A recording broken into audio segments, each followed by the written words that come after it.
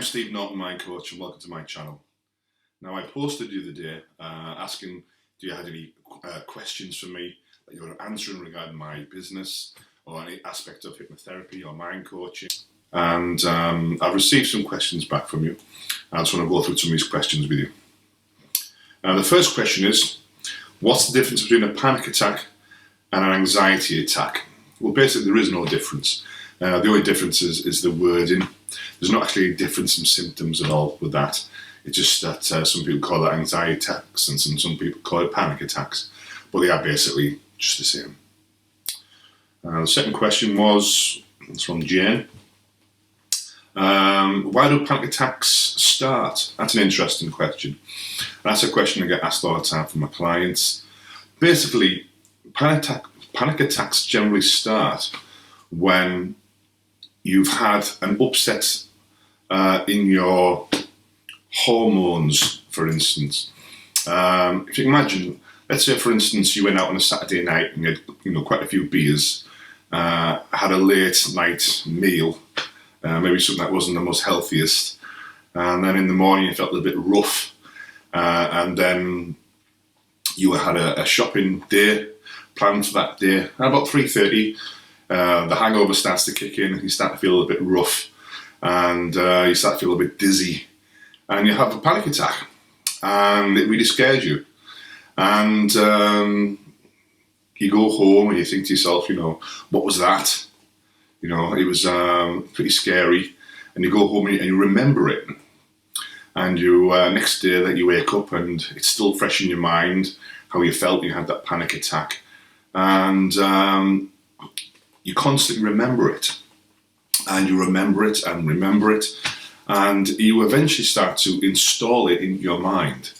And you can make the false assertion that it is actually the shopping experience is what's caused the panic attack. Maybe you might associate the crowd of people that were there. When in reality, you were chemically imbalanced at the time due to the factors we talked about earlier, the drink, maybe the lack of sleep, the bad food. And while your body was getting rid of all that junk inside of you, and your hormones weren't right, and you had a panic attack. So what people do is they make what's called a false association. That means they start to think wherever the panic attack occurred, it is then that place itself that they start to think is what's causing the panic attack. So let's say, for instance, it happened in a library, you think it would happen again in libraries. If it happened in a supermarket, you think it would happen in supermarkets, and etc. and etc. When in reality, it's not the places themselves that cause panic attacks. It's actually the way that you're feeling in itself. Now, that's just one example of how panic attacks can occur. They generally occur when you've had a bad night's sleep, or you've had something that hasn't agreed with you physically, and instead of just forgetting about it, you remember it.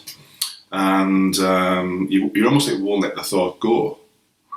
Now, people have had panic attacks for many years, and years ago, they just used to call them a funny turn. People say, oh yeah, your father's had a funny turn or whatever, and people just used to pass it off.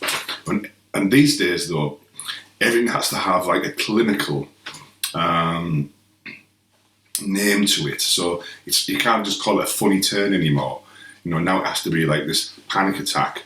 So understand that it's caused when you're out of sorts physically.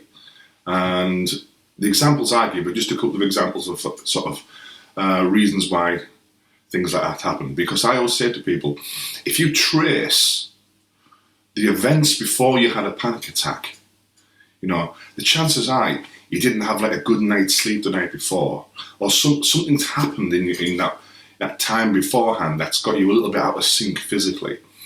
And while your chemicals are out of sort, that's when the panic attack occurred. And that's it, really. That's how panic attacks occur. I used to have panic attacks myself. I do know that lack of sleep is certainly something that can cause them. When you try to do something like a busy day the next day when you haven't slept well, you haven't ate well. So just be mindful of that. Okay, the next question is, how do I remove panic attacks? And that's from Jane again. Well, let me tell you how I remove them. Let's say, for instance, you're a client of mine.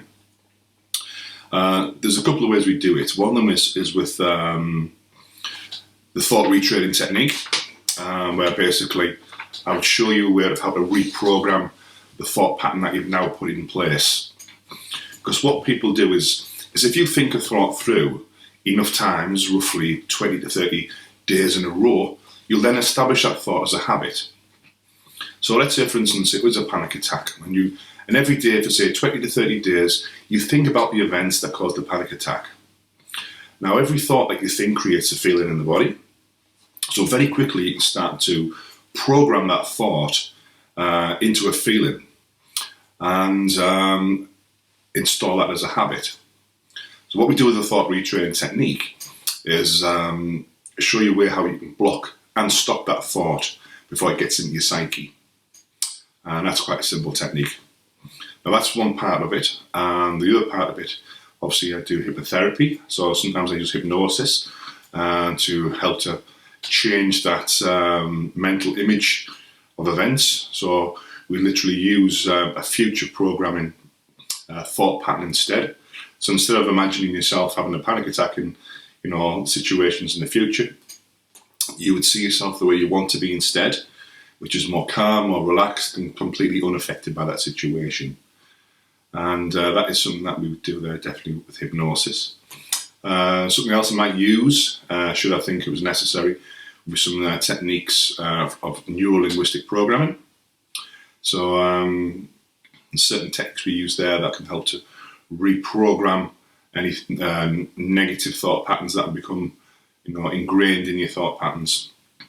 And then I'll go into these techniques at some later point, but that's basically how we would treat it. I find, excuse me,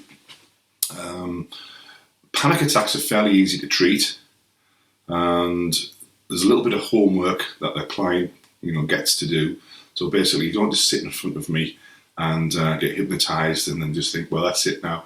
There's a little bit more work to do to reverse the thought processes, but there's not a lot to do really.